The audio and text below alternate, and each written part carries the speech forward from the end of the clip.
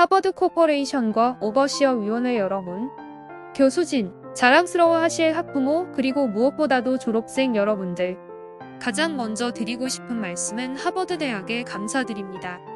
하버드는 저에게 특별한 영예를 안겨줌과 동시에 이 졸업식 연설을 할 생각을 하면서 몇 주 동안 견뎌야 했던 두려움과 불면증을 주었습니다. 덕분에 살이 다 빠지더군요. 뜻밖의 수학이네요. 이제 심호흡 좀 하고 빨간 깃발을 겨눈질한다. 내가 세계에서 가장 큰 그리핀도르 동창회에 와 있다고 상상만 하면 될 것 같네요. 졸업식 축사 연설을 해달라고 부탁받았을 때 매우 큰 책임감이 저를 짓눌렀습니다. 문득 저명한 영국 철학자 메리 워녹 남작 부인이 연사로 섰던 제 졸업식을 돌이켜보고 많은 도움이 되었습니다. 왜냐면 그녀의 연설을 곰곰이 생각해보니 그녀가 한 말을 한 단어도 기억할 수 없었기 때문이죠. 이 깨달음을 통해 저는 두려움 없이 앞으로 나아가게 되었습니다. 여러분이 제 얘기를 듣고 경영학, 법학 혹은 정치학이 보장하는 촉망받는 미래를 포기하고 기쁨에 눈이 멀어버린 동성애자 마법사가 되는 아찔한 즐거움을 깨우치게 되면 어쩌나 하는 두려움이요. 여러분들이 나중에 동성애자 마법사만 기억할 수 있어도 제가 메리 워녹 여사보다는 그래도 좀 괜찮았다고 생각하지 않을까 합니다. 모름지기 달성 가능한 목표를 세우는 것이 자기 발전의 첫걸음이니까요. 사실 오늘 당신에게 무슨 말을 해야 하나 고민하면서 마음이 편하지는 않았습니다.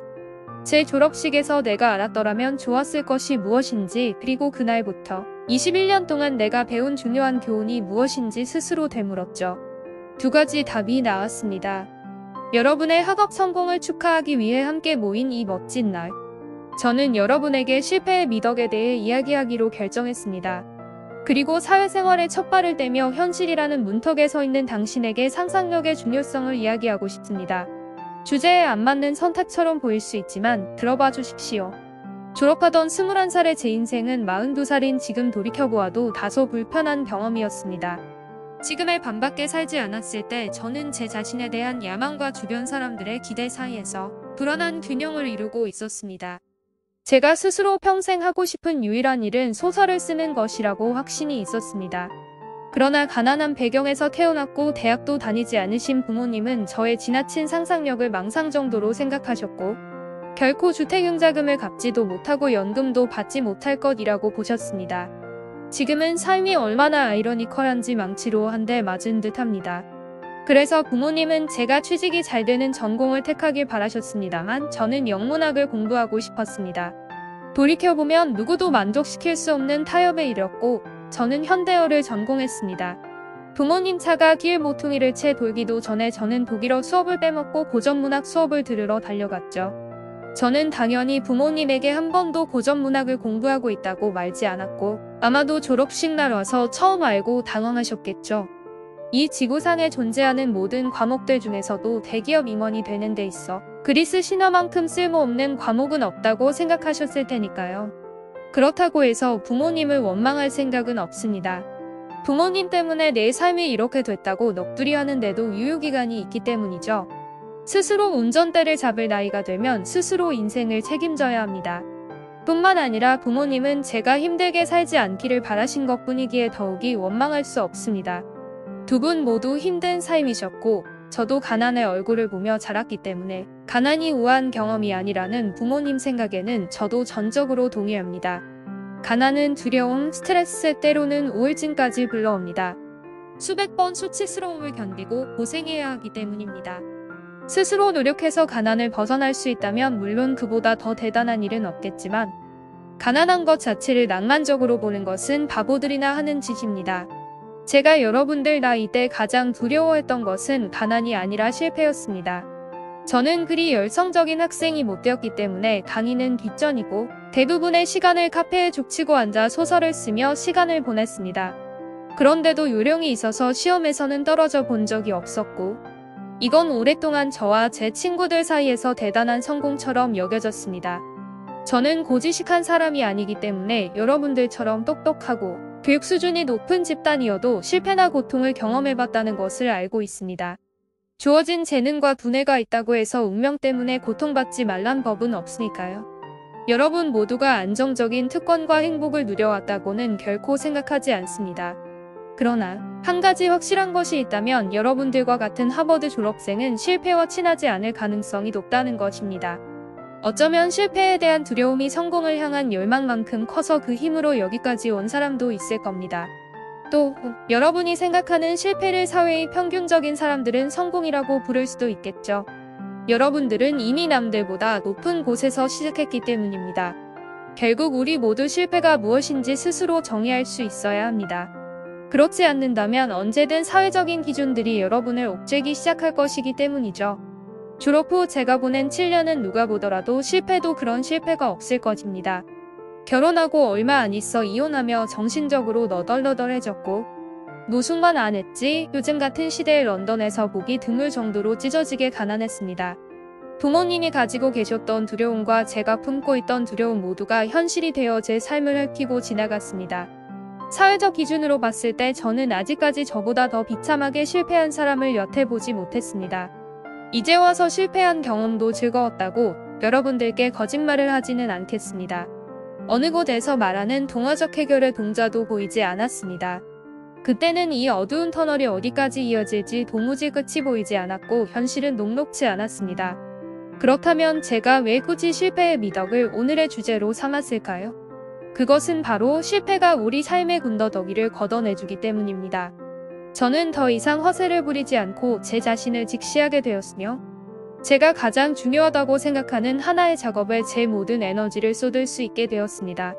만일 제가 다른 분야에서 성공을 거뒀더라면 진정 제가 원하는 분야에 온 힘을 쏟으려는 생각조차 하지 않았을 것입니다. 가장 큰 두려움이 현실이 되었음에도 여전히 죽지 않고 살아있었고 사랑하는 딸이 곁에 있고 저에게 남은 것이라고는 제 머릿속의 아이디어와 낡은 타자기 한 대밖에 없었기 때문입니다. 밑바닥을 보았기 때문에 그 위에 제 인생을 다시 세울 수 있었습니다. 여러분들은 저만큼 비참한 실패를 경험하지는 않을 수도 있지만 인생의 실패를 피해갈 수 있는 사람은 아무도 없습니다. 살아가면서 한 번도 실패하지 않기란 거의 불가능하기 때문이죠. 모든 경험을 거부하고 죽은 것처럼 살지 않는다면 말이죠. 죽은 것처럼 살겠다면 그 자체로 이미 실패한 인생이겠지만요. 시험에 100번 붙어도 단단해지지는 않지만 저는 실패를 겪으면서 더 단단해졌습니다. 또한 실패를 겪어야만 비로소 알 수 있는 많은 것들을 배울 수 있었습니다. 제 의지가 매우 강하다는 것을 알아챘고 스스로 생각했던 것보다 제가 훨씬 성실하다는 것도 알았습니다. 또한 제 곁에는 어떠한 보석과도 맞바꿀 수 없는 진실된 친구들이 있다는 사실도요. 실패를 통해 더욱 강해지고 현명해질 수 있다면 인생을 살아갈 힘을 얻을 수 있습니다. 자기 자신이 어떤 사람인지, 인연이 얼마나 소중한지 모두 시련을 겪지 않는 이상 알 수 없는 것들입니다. 이와 같은 깨달음이야말로 삶이 주는 진정한 선물입니다. 고생 끝에 얻은 값진 교훈이기 때문이죠. 저 역시 제가 가지고 있는 그 어떤 자격증보다 이러한 깨달음들이 더욱 소중합니다. 만약에 타임머신이 있다면 21살의 제 자신에게 돌아가 인생은 얻어야 할 것과 이뤄야 할 것의 체크리스트가 아니라는 사실을 알아 진짜로 행복해질 수 있다고 말해주고 싶습니다.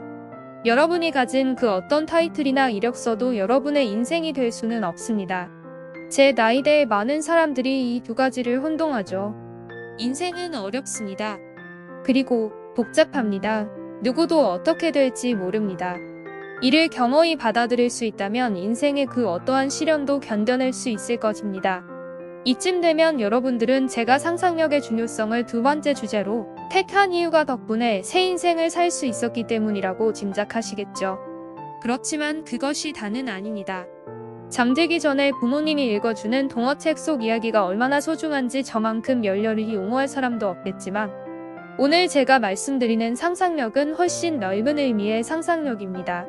좁은 의미에서 상상력은 실존하지 않는 것을 보게 하여 새로운 발명과 혁명을 이끌어내는 인간 고유의 능력을 가리키지만 상상력의 진정한 위력은 물리적으로 같은 경험을 나누지 않고도 타인에게 공감할 수 있게 하는 것입니다.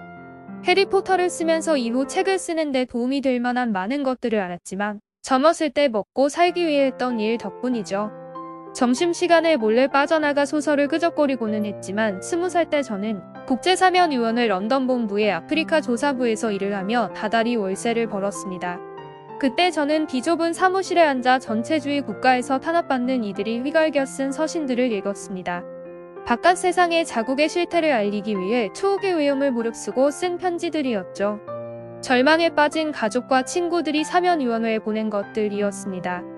고문 피해자들의 증언록을 읽고 그들이 어떤 상처를 입었는지 사진을 보았습니다. 약식 재판과 처형, 강간 납치를 목격한 사람들이 손으로 쓴 기록도 읽었습니다. 사무국에서 함께 일하던 동료들 중 많은 이들이 정치 사범으로 수감된 경력이 있었습니다. 부양 땅에서 추방되거나 이국 땅으로 망명했던 사람들이었는데 이 모두가 무모하게 정부에 반하는 발언을 했기 때문이었죠. 그리고 자신들이 떠난 고국 땅에서 어떤 일들이 벌어지고 있는지 알아보기 위해 온 사람도 있었습니다. 저와 비슷한 또래의 젊은 청년이었는데 고국에서 겪은 일들 때문에 정신적 질환까지 얻었습니다. 얼마나 잔혹한 짓들을 당했는지 카메라 앞에서 증언할 때에는 온 몸이 사시나무 떨듯 떨렸습니다. 키가 저보다도 한 뼘 정도 컸지만 마치 어린아이처럼 유약해 보였습니다. 그를 근처역까지 바래다 주는 것이 제 일이었는데 아무런 잘못도 저지르지 않았음에도 삶이 산산조각난 이 청년은 헤어지기 전 제 손을 따스히 쥐고는 제가 앞으로 행복하게 살기를 기도해 주었습니다. 또한 텅 빈 복도를 홀로 걷다가 문득 닫힌 문 뒤로 고통과 공포에 찬 비명소리를 들었던 날도 죽을 때까지 잊지 못할 것입니다. 문이 열리고는 한 연구원이 따뜻한 차를 가져다 달라고 부탁했는데 함께 있던 청년에게 마실 것이 필요했기 때문이었습니다. 그가 정권에 반발하는 발언을 했다는 이유로 정부가 보복을 하기 위해 그의 어머니가 잡혀 처형당했다는 소식을 전한 직후였죠. 저는 20대 초반에 이러한 일들을 겪으며 법적으로 대표할 권리와 공개적으로 심판할 권리가 모두에게 주어지는 나라에서 태어난 것이 얼마나 행운인지 뼈저리게 느꼈습니다. 인간이 권력을 얻고 이를 유지하기 위해 악마가 되어 같은 인간에게 얼마나 잔인할 수 있는지를 증거들로 접했습니다. 제가 보고 듣고 읽은 것들 때문에 말 그대로 끔찍한 악몽에 시달리기도 했습니다. 그러나 동시에 저는 국제사면위원회에 있으면서 인간이 얼마나 선할 수 있는지도 배웠습니다. 그 전까지는 몰랐던 사실이죠. 국제사면위원회에는 스스로 고문이나 수감을 경험한 적은 없지만 자신의 믿음을 지키려 했다는 이유만으로 부당한 시련을 겪은 이들을 위해 일하는 수천 명의 사람들이 존재합니다. 인간이 지닌 공감의 능력은 단체 행동을 이끌어내고 생명을 구하고 무고한 사람들에게 자유를 줍니다. 개인적인 안녕과 안정이 보장된 지극히 평범한 사람들이 일면식도 없는, 어쩌면 평생 만날 일도 없는 사람들을 구하기 위해 모여서 일을 합니다. 그 과정에 잠시나마 참여할 수 있었던 것은 제 인생에서 가장 거룩하고 값진 경험이었습니다. 지구상의 다른 생물체들과는 달리 인간은 경험하지 않고도 이해하고 학습할 수 있습니다. 물론 이것은 제가 만들어낸 소설 속의 마법처럼 도덕적으로 중립적인 능력입니다. 이 능력은 타인을 조종하고 통제하는 데 쓰일 수도 혹은 그들을 이해하고 공감하는 데 쓰일 수도 있습니다. 자신이 다른 처지에 태어났으면 어땠을지에서 상상하기보다는 오로지 경험한 것들의 테두리 안에서 살기를 택하죠. 비명소리를 듣거나 감옥 안을 들여다보기를 거부하고 어떠한 고통에도 마음의 문을 닫고 불편함을 느끼려 하지 않습니다. 알게 됨을 거부합니다. 그렇게 사는 사람들을 부러워할 수도 있겠지만 그들도 저만큼이나 많은 악몽을 꾸며 살고 있다는 사실을 알고 있습니다. 좁은 테두리 안에 갇혀 사는 삶을 택하게 되면 폐소공포증이 찾아올 수밖에 없음을, 그리고 그 때문에 악몽을 꾸게 됩니다. 일부러 상상을 거부하는 사람들은 더 많은 괴물들을 보고 살아갑니다. 때로는 더 큰 두려움에 사로잡히기도 합니다. 그뿐만 아니라 공감을 거부하는 이들이 현실 속의 괴물을 만들어냅니다. 드러내놓고 악마가 되려 하지 않아도 공감을 거부하고 괴물과 공존하기를 선택함으로써 괴물을 만들어냅니다. 저는 18살의 나이에 스스로 알지 못하는 무언가를 찾아 헤매며 고전문학의 숲을 헤매다 그 안에서 많은 것을 배웠는데 그때 그리스 작가인 플루타크의 이 구절에 맞닥뜨리게 되었습니다. 우리는 내면의 성취를 통해 외부 세계를 변화시킨다. 이 경이로운 문장은 우리의 삶 속에서 하루에도 수천 번씩 증명되고 있습니다. 이는 우리가 외부 세계와 필연적으로 연결되어 있기 때문에 존재하는 것만으로도 이 세상에 영향을 끼치고 있다는 사실을 알려줍니다. 2008년 하버드를 졸업하는 여러분들은 앞으로 다른 사람의 인생에 얼마나 많은 영향을 주게 될까요? 영민함과 성실함, 사회적으로 인정되는 우수한 학력 때문에 여러분들에게는 특별한 지위와 함께 특별한 책임이 주어질 것입니다. 심지어 미국 국적이라는 이유만으로 여러분은 이미 날 때부터 특별합니다. 여러분 중 대다수는 사회에 나가 이 사회의 최상위 계층에 속하게 될 것입니다. 정부에 무엇을 요구할지 그것이 여러분들의 특권이자 숙제이기도 합니다. 여러분이 만일 자신의 지위와 영향력을 목소리 없는 이들을 대변하는 데 쓰신다면, 여러분이 만일 기득권층뿐만 아니라 권력이 없는 자들과 함께하기를 택한다면, 여러분이 만일 특권을 누리지 못하는 다른 이들의 삶에 공감할 수 있다면, 여러분들의 존재 자체에 감사하는 가족들뿐만 아니라 여러분들 덕분에 현실의 변화를 경험한 수천만 명이 여러분의 앞날을 축복할 것입니다. 이미 우리는 필요한 모든 힘을 내부에 지니고 있습니다. 더 멀리 상상할 수 있는 능력을 타고났습니다. 마지막으로 제가 21살 때부터 저를 비춰주었던 한 가지 희망을 여러분들과 공유하고자 합니다. 그것은 바로 졸업식 때 저와 같이 앉아있던, 그 후로도 함께 있어 주었던 친구들입니다. 친구들은 제 아이의 대부와 대모가 되어 주었고, 제가 힘들 때 버팀목이 되어 주었으며, 소설 속 악당들의 이름을 친구들 이름을 따서 지었음에도 절 고소하지 않았습니다.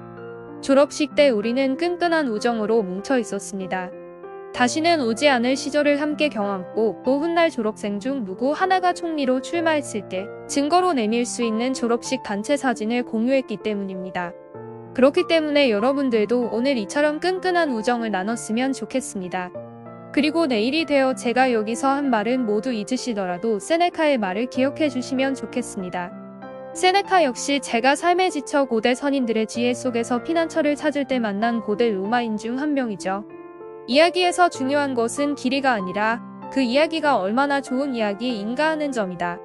인생도 그러하다. 앞으로 좋은 인생을 갖고 나가시길 기원드립니다. 감사합니다.